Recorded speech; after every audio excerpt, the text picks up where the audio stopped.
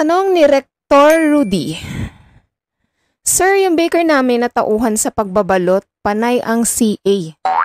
Sobra na sa sinusweldo nila. Any advice po para hindi malugi ang munting bakery namin? CA means cash advance ata. Cash advance. Okay, magandang hapon kay Sir Rector Rudy. Okay, sir. About sa inyong baker, masabi ko dyan, sir, lahat naman talaga pag nangangailangan, halimbawa ako bilang baker din, mas favor din sa akin talaga na mabigyan ako pag once na kailangan ko ang magsi-CA ako, di ba? Oo.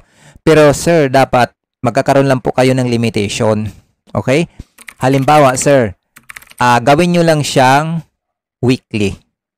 Weekly lang po. Halimbawa, tuwing Sabado, tuwing Miyerkules, ganun lang po ang inyong gagawin. At dapat, kada CA, may limit lang po. Okay? May limit. Halimbawa, nagpapa-CA ka ng 2K. O kada lingguhan.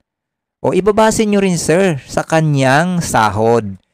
Na tamang-tama, pagdating ng sahuran, may matira pa siya doon sa kanyang kinakas advance sa inyo. Oo.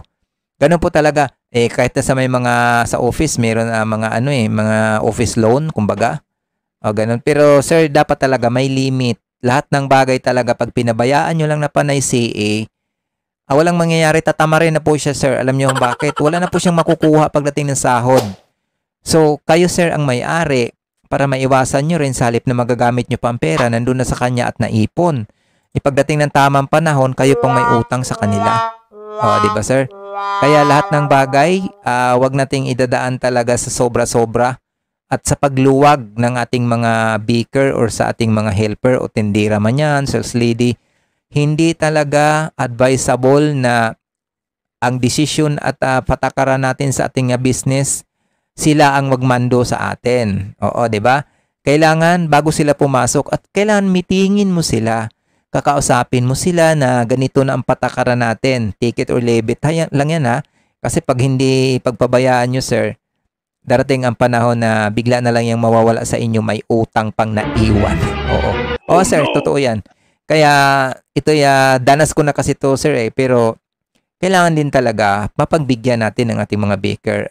Kailangan lang ibabalance. Mag-maintain, gawin nating lingguhan at may limit ang kanilang kinakas advance. Okay?